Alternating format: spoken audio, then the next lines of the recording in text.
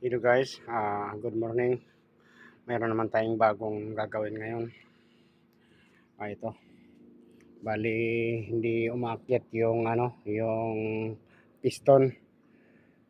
Mabagal. Mabagal umangat. Problema kaya hindi siya maakyat ng maayos. Aakyat siya pero mabagal, walang pwersa. Kung may pangarga, napakabagal. Kaya babaklasin natin tong buong bomba kasama na yung dynamo. Okay guys.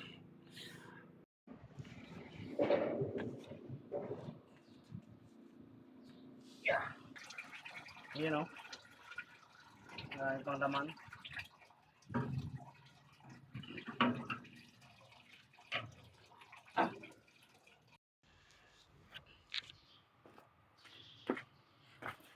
Doon na guys.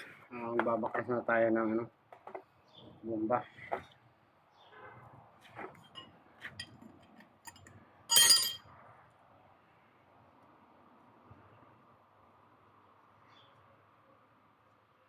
Wala tayong saktong lamisa kaya dito lang tayo sa baba.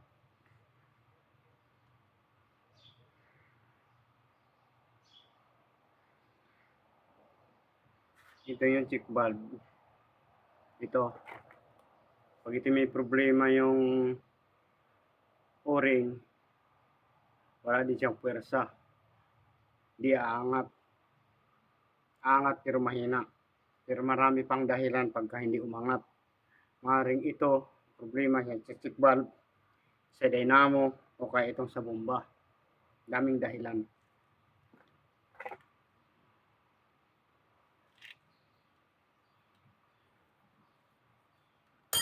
Oh.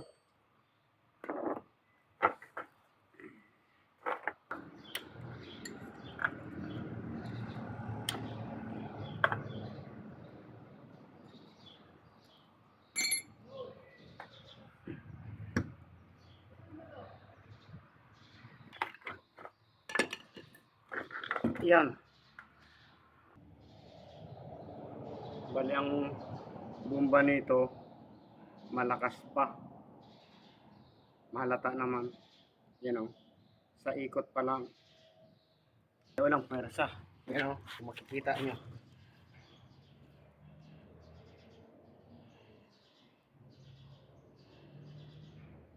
Ang carbon brush nito, yung isa maiksi. Hindi naaabot. Bali 3 lang ang gumagana. Yung isa, hindi na. Yan. Sana makikita. Yan o. Napakaiksi. Yung isa. Walang pwersa. Okay na. Kita na natin yung problema. Yan o. Tapos may problema din ito yung armature. Yung problema dito yung sa lang, dynamo, wala sa bomba. Kanina nag-i-stack up lang itong isang carbon brush, nakabaon siya, ganyan lang nakaganyan lang. Bali 3 lang ang gumagana, tapos ito nakabaon. Ngayon hindi siya nagko-contact dito sa yung sa armature. Ito yan mo, kailangan malinisan at maliha para okay na siya. Puno ng dumi kaya hindi siya nagko-contact. Ito na yung problema. Yan o, sa sobrang dumi kaya hindi siya nagko-contact, kaya mahina.